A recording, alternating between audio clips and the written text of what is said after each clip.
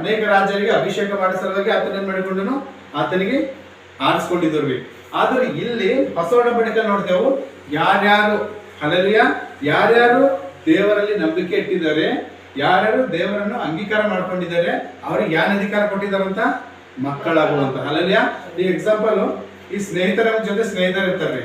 ಈ ಸ್ನೇಹಿತರಿದ್ದಾಗ ಅವ್ರ ಜೊತೆ ಅಂದ್ರೆ ಫ್ರೆಂಡ್ ಆಗಿರ್ತೇವೆ ನಾವು, ಕೆಲವು ಫ್ರೆಂಡ್ ಆಗಿರ್ತೀವಲ್ಲ, ಅಂದ್ರೆ ನಮ್ಮ ಪರ್ಸನಲ್ ಎಲ್ಲ ಅವ್ರ ಹತ್ರ ಶೇರ್ ಮಾಡ್ಕೊತೀವಿ.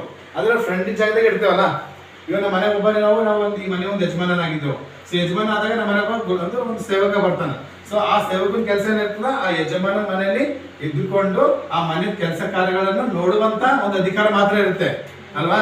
ಆದ್ರೆ ಆ ಒಂದು ಇದ್ರ ಮೇಲೆ ಅಧಿಕಾರ ಇರ್ತದ, ಆ ಮನೆ ಮೇಲೆ ಅಧಿಕಾರ ಇರ್ತದ ಅಂತರಿಗೆ ಇಲ್ಲಲ್ಲ.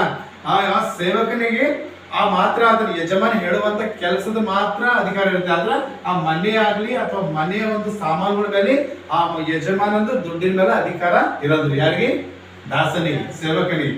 ಅದೇ ರೀತಿ ಸ್ನೇಹಿತನಂದ್ರೆ ಸ್ನೇಹಿತನಂದ್ರೆ ಫ್ರೆಂಡ್ಲಿ ಆಗಿ ಅಷ್ಟೇ.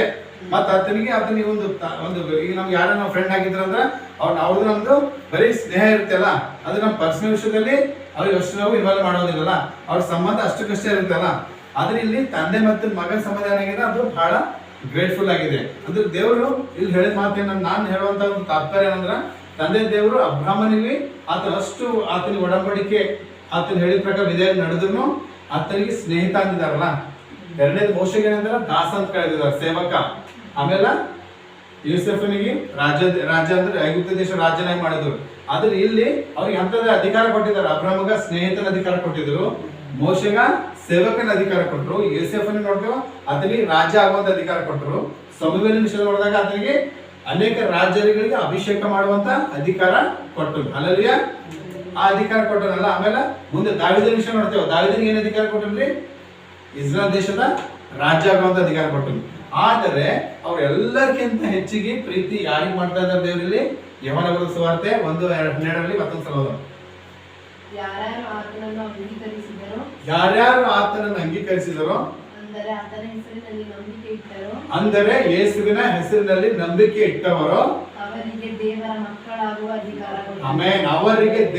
ಮಕ್ಕಳಾಗುವ ಅಧಿಕಾರ ಕೊಡಲ್ಪಟ್ಟಿದೆ. ಹಲ್ಲೆಲೂಯಾ.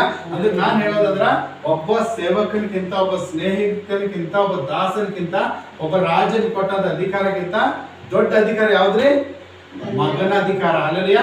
ಯಾಕಂದ್ರೆ ಆ ಮಗ ಏನಾಗಿದ್ದಾನೆ, ಆ ತಂದೆದು ಏನೇ ಇರಲಿ, ಈಗ ನಮ್ಮ ತಂದೆದು ಏನೊಂದು ಸ್ವಾಸ್ಥ್ಯ, ಒಂದು ಆಸ್ತಿ ಅಂತಸ್ತಿ ಇರಲಿ, ಅದು ಯಾರಿಗೆ ಬರುತ್ತೆ, ಸ್ನೇಹಿತ ಬರುತ್ತಾ, ದಾಸನ ಹೋಯ್ತದ. ಮತ್ತೇನು ಅಭಿಷೇಕ ಮಾಡೋ ರಾಜ್ಯ ಆಗಿರುವಂತ ಅಧಿಕಾರಿ ಬರ್ತದ, ಇಲ್ಲಲ್ಲ. ಈಗ ಒಂದು ನಮ್ಮ ಯಜಮಾನ ನಮ್ಮ ಮನೆ ನಮ್ಮ ತಂದೆ ಆಗಿದ್ದೇವೆ ಅಂತಂದ್ರೆ, ನಮ್ಮ ಮನೆಗೆ ಸ್ನೇಹಿತರಲ್ಲಿ ನಮ್ಮ ಫ್ರೆಂಡ್ ಇದ್ದಾರೆ, ಅನೇಕ ಸೇವಕರು ಇದ್ದಾರೆ, ಅನೇಕ ನೌಕರಿ ಮಾಡೋರು ಇದ್ದಾರೆ. ಆದ್ರೆ ನಮಗಿರುವಂತ ಬ್ಯಾಂಕ್ ಬ್ಯಾಲೆನ್ಸ್ ಆಗಲಿ, ನಮ್ಮ ಮನೆ ಆಗ್ಲಿ, ಜಮೀನ್ ಆಗ್ಲಿ, ನಮ್ಮ ಆಸ್ತಿ ಅಂತಸ್ತಾಗ್ಲಿ, ಅಧಿಕಾರ ಅದು ಯಾರಿಗೆ ಹೋಗ್ತದೆ, ಮಕ್ಕಳಿಗೆ ಹೋಗ್ತದಲ್ಲ. ನಮ್ಮ ಮಕ್ಕಳಿಗೆ ಹೋಗ್ತದಲ್ಲ. ಅಂದ್ರೆ ಆ ಮಕ್ಕಳ ತಂದೆ ಯಾರ್ರಿ, ಯೇಸು ಕ್ರಿಸ್ತನು. ಹಲ್ಲೆಲೂಯಾ.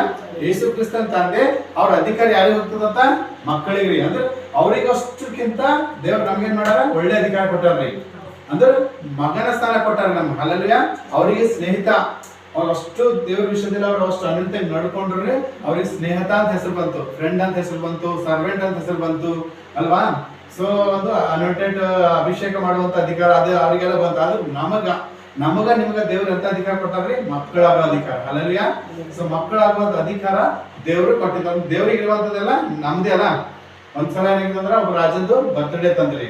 ಸೊ ಬರ್ತ್ಡೇ ಇದ್ದಾಗ ಅವ ಏನ್ ಮಾಡಿದಂತ ಎಲ್ಲಾ ಜನರಿಗೆ ಏನ್ ಮಾಡಿ ಇನ್ವೈಟ್ ಮಾಡಿದನಂತ್ರಿ. ಹಲ್ಲೆಲೂಯಾ. ಇನ್ವೈಟ್ ಮಾಡಿದಾಗ ಈಗ ರಾಜನ್ ಬರ್ತ್ಡೇ ಇದ್ರ ಜನರ ಗಿಫ್ಟ್ ಕೊಡ್ಬೇಕಲ್ಲ. ಈಗ ಯಾರೊಬ್ರು ಬರ್ತ್ಡೇ ಕರೆದ್ರೆ ನಾವು ಆ ಒಂದು ಬರ್ತ್ಡೇ ಬಾಯ್